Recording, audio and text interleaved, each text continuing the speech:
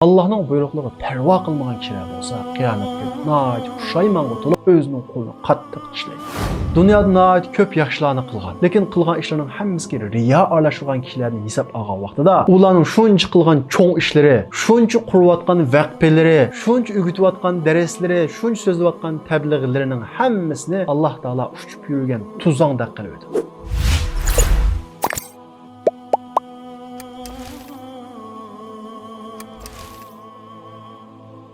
İlgirki dersimiz deganimizdek Peygamberimiz Muhammed Aleyhisselam'ın Allah'a yalınıp dua qilishi bilan, ya'ni Allah Taola'nın Peygamberimiz Muhammed Aleyhisselam'a şafaat qilishga ruxsat qilishi bilan o dahshatli kundagi issiqchilik saqlash oxirlashib, hisob elish boshlanadi. Hisob elishning boshlanishi bilan har bir insonning dunyoda qilgan amali o odamning bo'yniga esladi. Allah Taala Qur'on Karimda bu ahvolni sifalab va kullu insanin alzamnahu ta'irahu fi unuqi. O kunda, ya'ni hisob maydonidagi o kunda her bir insanın qilgan amalini bo'yniga osimiz. Va nuxriju lahu yawmal qiyamati kitaban yalqahu manshura. Qiyomat kunimiz her bir insanın nomi amalini ko'rsatamiz. Bu inson o'zining qilgan amallarining hammasini ko'radi deydi. Yani bütün insaniyet dünyada qilgan yaxshi va yomon ishlarning hammasini xuddi videoga ilinganga o'xshash hammani ko'radi. Ondan keyin tunji hisob elinish Peygamberimiz Muhammed Aleyhisselam'ın ümmeti, yani bizden başladı. Peygamberimiz Muhammed Aleyhisselam nahnu ahirul umam ve awwalu man yuhasab. Biz ümmetning eng oxirisi, yani dünyadaki insoniyatning eng oxirida keladigan ümmet, qiyomat kuni eng avval hisob elinadigan ümmet deydi.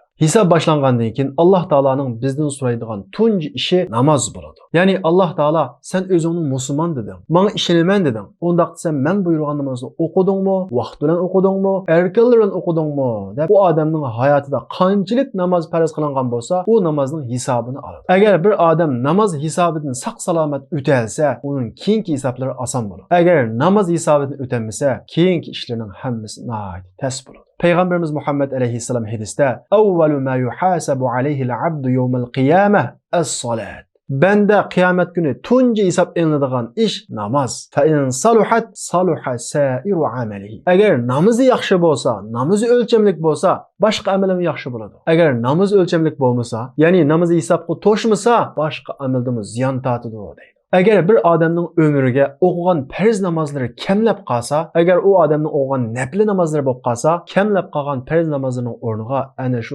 nafl namozlar to'liqlanadi. Alloh taolo farz namozlari kamlab qolgan musulmonning hisobini olganda, "Unzuru hal li abdi min tatawwu'i." Bandamga qarab boqinglar, uning o'qigan nafl namozlari bormi ekan? Agar bo'lib qolsa, uningdan to'liqlanglar deydi. Bunun biz nafl namazının ne kadar muhim ekanligini tushunib olaymiz. Gerçi nafl namazlarni Alloh taolo bizga farz qilmagan bo'lsa-mu, qiyomat kuni farz namozining o'rnida o'tadi. Ondan keyin inson bilan insonning o'rtasidagi haqlarni hisob qilinadigan tunji ish bo'lsa, qon haqida bo'ladi. Payg'ambarimiz Muhammad alayhissalom "Avvalu ma yuqda baynan nas fid-dima." Kishilarning orasidagi tunji hisob qilinadigan narsa bo'lsa, qon to'g'risida bo'ladi deydi. Ya'ni bir odamni nahaq o'ldirdimi yoki bir odamning nahaq o'lib ketishiga sabab bo'ldimi, bu haqda so'roqqa tortiladi. Ondan keyin insonning eng cho'ng dasmoyisi bo'lgan umr haqida hisob qilinadi. Payg'ambarimiz Muhammad alayhissalom hadisda "La tazulu qadama 'abdin yawmal qiyamah hatta yus'alu an umrihi fima afna."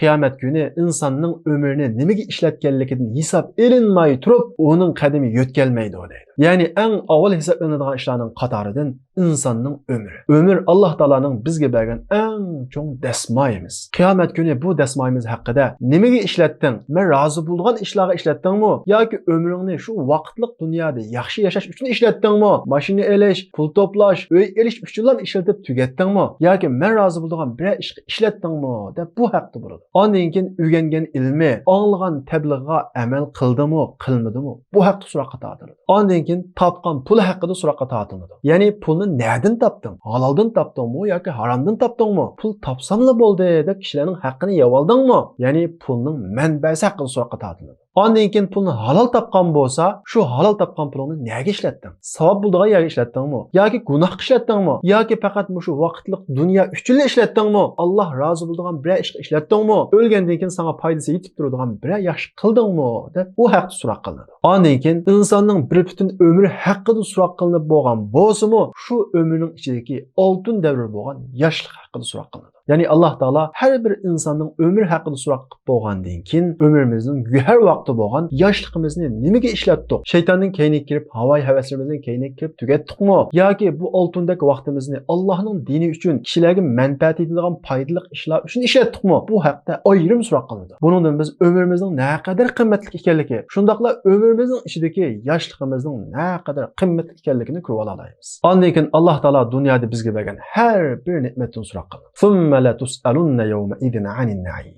Her bir ne'matdan chuqur so'roq qilinasizlar deydi. Ya'ni ko'zimizdan so'roq qilamiz, quloqimizdan so'roq qilamiz, og'zimizdan so'roq qilamiz, badanimizning sog'lomligidan so'roq qilamiz. Ey bandam, men senga ko'z berdim. Bu ko'zingni nega ishlatding? Haromni ko'rdingmi? To'g'ri yo'lga ishlatdingmi? Men senga quloq berdim. Savoblik ishlarni angladingmi? Savoblik gaplarni angladingmi? Tabliğ angladingmi? yoki harom narsalarni angladingmi? yoki boshqalarning ayibini angladingmi? Gapdan eshitdingmi? deb har bir a'zoyimiz, har bir ne'matdan hisob beramiz. Alloh taolo Qur'on Karimda innas sam'a wal basara wal fuad kullu zalika kana anhu mas'ula. Quloq, ko'z, yurak, ya'ni hamma a'zolarimizning qilmishlari haqida so'roqqa tortiladi deydi. Ya'ni yuragimiz haqida so'roq qilinadi. Bu Alloh bergan yurakka qaysi so'yguni qo'yding? Harom so'yguni qo'ydingmi? yoki Alloh so'ygusini qo'ydingmi? Din so'ygusini, islom so'ygusini qo'ydingmi? Shundaqla bu yurakni hasad, nifoq, o'ch, adovat va yomon gumonga o'xshagan shundaq marazlar bilan bulg'udingmi? yoki qanoatchanlik, shukrchanlik, to'g'ri tushunish, yaxshi gumon qilish yoki ko'z to'qliqqa o'xshash pokiz ishlar bilan qalbingni sop tutdingmi deb bizning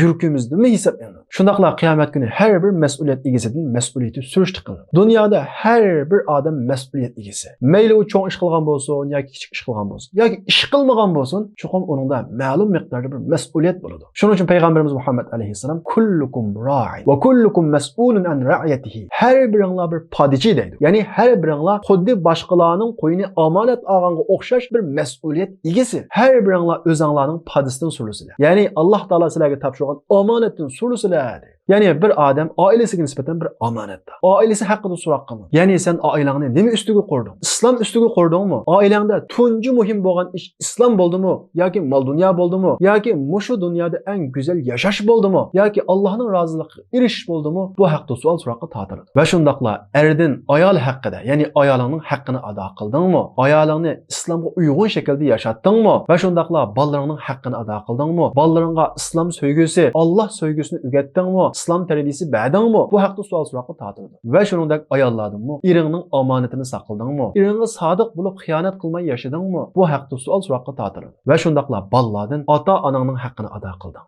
Ota-onangga javob qilmay, qilgan gaplariga itoat qildingmi? Ota-onangga bo'ysundingmi? Ota-onangni qaqshatmay, ota-onangning haqqini ado qildingmi? deb bolalarni savol so'roqqa tortiladi. Demak, dunyodagi har bir inson salohiyati nim bo'lsin, uningdan hisob kitob qilinadi. Hatta olimdinmi, ilmingni nega ishlatding? To'g'ri yo'lga ishlatdingmi yoki xato yo'lga ishlatdingmi? Alloh rozi bo'ladigan yo'lga ishlatdingmi? Bu haqda savol so'roqqa tortiladi. U kunda biz hech narsani yushirib qolmaymiz. Yawma idin tu'raduna la takhfa minkum khafiya. U kunda sizlar hisobga to'g'ri qilinsizlar, hech narsani yushirib qolmaysizlar deydi. Ya'ni hamma narsa oshkora bo'ladi. Allohga itoat qilgan, Allohning buyruqlarini birinchi o'ringa qo'ygan, Allohning cheklagan ishlaridan yangan musulmonlarning hisobi oson bo'ladi. Va shundaqla bu xil musulmonlar o'zining gunohini, xatoligini iqror qiladi. Uni inkor qilmaydi. Shuning bilan Allohning afusiga erishadi. Va shundaqla dunyoda uchragan har bir qiyinchiligi, musibatlari uning gunohining kechirimiga sabab bo'ladi. Va shundaqla uning g'aybatini qilganlar, uningga aziyat berganlar, uningga tuhmat qilganlar, uningga zulm qilganlar u odamning gunohining ustiga oladi. Shunday qilib musulmon turli sabablar orqali gunohidan poklanadi. Va shundaqla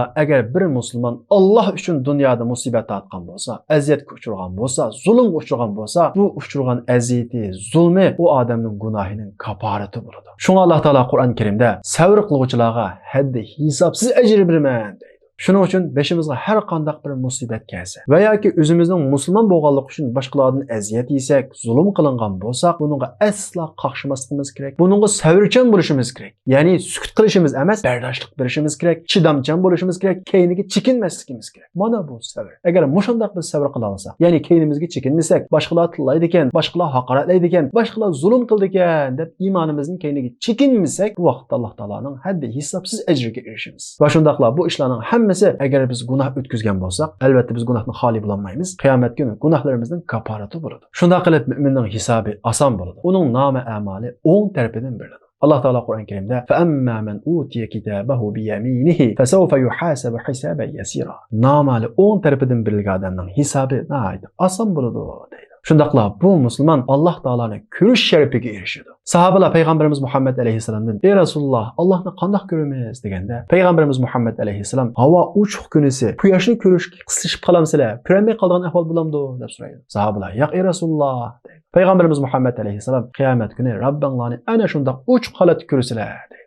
Qiyomat kuni erishgan ne'matlar ichida bizni yaratgan, koinotni yaratgan Allohning ko'rishdimi cho'ng ne'mat bo'lmasa kerak. Va shundaqla payg'ambarimiz Muhammad alayhisalomni ko'ramiz. Uning bilan uchrashamiz. Balkim bu ikki ne'mat jannatdagi eng cho'ng ne'mat bo'lishi mumkin. Zolimlar, kofirlar va yoki musulmonlar ichidan o'zini musulmon deb qo'yib, Allohning buyruqlarini ijro qilmagan, Allohning cheklagan ishlarini o'zini tatmagan kishilarning hisobi nihoyat qiyin bo'ladi. Va shundaqla ular o'zining gunohini inkor qiladi. Alloh taolo Qur'on Karimda mushriklarning ahvolini sifatlab, "Vallohi ma kunna mushrikin." Alloh bilan qasamki biz mushrik emas edik deydi. Ya'ni mushriklar qiyomat kuni u dahshatli azobni ko'rgandan keyin, ya'ni jahannamni ko'rgandan keyin o'zining gunohini inkor qiladi. Lekin u kunda bizning putlarimiz, qo'llarimiz, ko'zlarimiz, quloqlarimiz, ya'ni butun a'zolarimiz bizning qilgan ishlarimizga guvohchi bo'ladi. Alloh taolo Qur'on Karimda "Yawma tashhadu alayhim alsinatuhum va aydihim va arjuluhum bima kanu ya'malun." U qiyomat kunda ularning tillari, qo'llari, putlari qilgan ishlarga guvohchi bo'ladi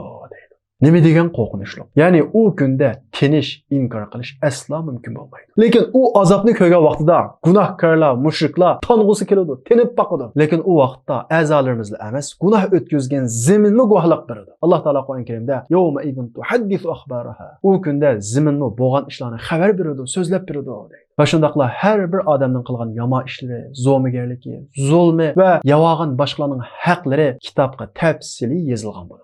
Kafirlar, zolimlar, gunohkorlar qiyomat kuni har bir ishning tafsili yozilganligini ko'rib hayron qoladi. Va ular nihoyat qo'rqqan holda "Va yaquluna ya waylatana ma li hadal kitabi la yughadiru saghiratan wa la kabira illa ahsaha." Voy bizga. Ya'ni biz tugishibdi. Bu kitobga qilgan yomon ishlarimizning cho'ng kichik hammasi xotirada emasmi deyishib, dunyoda sal qarg'anligiga, kichik gunohlarni kichik deb qilganligiga nihoyat qattiq pushaymon qiladi. Shundaqla Alloh taolo o'zining oyatlarini inkor qilgan kofirlar va munofiqlarni butun kishilarning orasida "Haula'illazina kadabu ala robbihim ala la'natullohi ala zolimin." Mana bular o'zining Robbiga yolg'on aytganlar. Bundaq zolimlarga Allohning la'nati bo'lsin deb Allohning rahmatidan yiroq qiladi. Va shundaqla ular Allohni ko'rishdan mahrum bo'ladi. Innahum an robbihim yawma idin la mahjubun. Ular qiyomat kuni o'zining Robbini ko'rishdan man'i qilinadi, cheklanadi deydi. Boshqalarga zulm qilgan, Alloh cheklagan ishlardan yanmagan, Allohning buyruqlariga parvo qilmagan kishilar bo'lsa, qiyomat kuni nihoyat pushaymonga to'lib o'zining qo'lini ishlaydi. Alloh taolo Qur'on Karimda "Yawma ya'uddu-zolimu ala yadayhi." Zolimlar u kunda o'zining qo'lini tishlab turib, "Ya laytani ittakhadtu ma'ar rasuli sabila." Kashki men elchi bilan, ya'ni payg'ambar bilan o'xshash bir yo'lni tutgan bo'lsam, ya'ni payg'ambarning yo'lini tutgan bo'lsam, "Ya waylata laytani lam attakhiz fulanan qalila." Kashki palani do'st tutmasam bo'libdi ekan. Ya'ni meni u gunohga boshlabdi ekan, u xato yo'lga boshlabdi ekan, uning gapiga qoyil bo'lib ketdi ekanman, uning gapini to'g'ri deb tunibdi ekanman, uning bilan do'st bo'lmasam bo'libdi ekan, undan yiroq yashasam bo'libdi ekan deb o'zining qo'lini qattiq tishlaydi. Va shundaqla ular "Ya laytani kuntu turaba." Kashki men odam bo'lmay tuproq bo'lib ketgan bo'lsam deb o'zining tuproq bo'lishini orzu qilib ketdi. Va shundaqla dunyodagi hayotining vaqtlik imtihon maydoni ekanligi, hayotning texi endi boshlanganligini tunib yetib, "Ya laytani qaddamtu li hayati." Kashki men u dunyoda hayotim uchun yaxshilarni qilib olgan bo'lsam deydi. Ya'ni hayotim uchun deb o'lgandan keyingi holatni hayotim uchun deydi. Ya'ni dunyoning texi hayot emas, uning bir vaqtlik imtihon maydoni ekanligi, hayotning texi endi boshlanganligini shu vaqtda tunib yetdi. Lekin u vaqtda nihoyat kechikkan bo'ladi. Shuning uchun "Ya laytaha kanatil qadiya." Kashki men shu hayotdagi, ya'ni dunyo hayotidagi o'lim bilan yo'q bo'lgan bo'lsam, tirilmagan bo'lsam, "Ma aghna anni maliya." Dunyoda jon tikib topgan pullarim, mollarim esqatmadi. "Halaka anni sultaniya." Huquqlarim bu yerda ishlamadi, pulamdan ketdi deb dunyoda shunchalik arzimas narsalar uchun jonlarini tikkanlarga nihoyat pushaymon qilib ketdi. Dunyoda nihoyat ko'p yaxshilarni qilgan, ya'ni xayr ehsonni ko'p qilgan, ko'p namoz o'qigan, ko'p ro'za tutgan, lekin qilgan ishlarining hammasiga riyo aralashtirgan kishilarning hisob olgan vaqtida vaqadimna ila ma amilu min amalin faj'alnahu haba'an mansura. Ularning shuncha qilgan cho'ng ishlari, shuncha qurayotgan vaqfalari, shuncha o'gitayotgan darslari, shuncha so'zlayotgan tablig'larining hammasini Alloh taolo uchib yurgan tuzongda qiladi. Ya'ni uni hech narsa hisob qilmaydi. Demak, garchi shuncha jafo tortib, shuncha ishlarni qilgan bo'lsa-mu, agar uni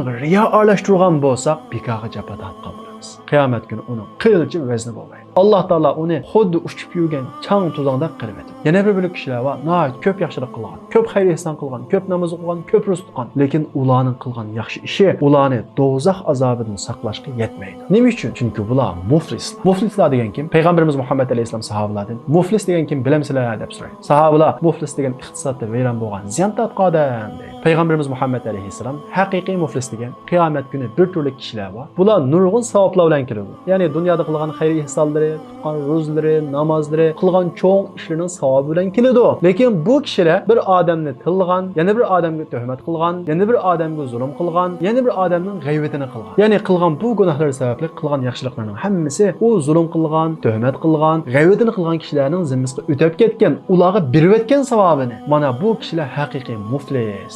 Yani haqiqiy ziyon tortquchi, vayron bo'lguchi degan. Ya'ni bu xil kishilar savob topgan, ammo savoblarning hammasini tushuk xaltiga solgan kishi. Bu xuddi har kuni jafoliq ishlab pul tepib, pulisini tushuk xaltiga solgan odamga o'xshaydi. To'g'ri, savob topdi, ammo xaltisi tushuk. Ya'ni boshqalarning g'aybatini qildi, boshqalarga tuhmat qildi, boshqalarga zulm qilib, o'zining savob xosini teshib o'tgan kishilar. Mana bular payg'ambarimiz degandek haqiqiy ziyon tortquchi, ya'ni iflos bo'lgan kishilar. Shuning uchun biz yaxshi qilish bilan birga shu yaxshiligimizning savobi tushadigan xaltimizni yaxshi saqlashimiz kerak. Savoblarimizni tushuk xaltiga solishdan saqlanaylik. Shunday qilib Alloh taolo bütün odamlardan, ya'ni kofirlardan, musulmonlardan, musulmonlarning ichidagi taqvolaridan, fosiqlardan hisoblarning hammasini ep bo'lgandan keyin, ya'ni ularning amallarini ularga ko'rsatib, ularning a'zolarini guvoh qilib, hisoblarini bitirib qilib bo'lgandan keyin qilgan amallarini jinglash uchun, tarozalash uchun cho'ng bir mezonni hozir qiladi. Bu mezon qandoq mezon? Bu mezonga qaysi amallar ig'ir keladi, qaysi amallar yenik keladi? Bu haqida tafsilotlar qiziqsanlar, diqqatinglar kelarki darsimizda bo'lsin.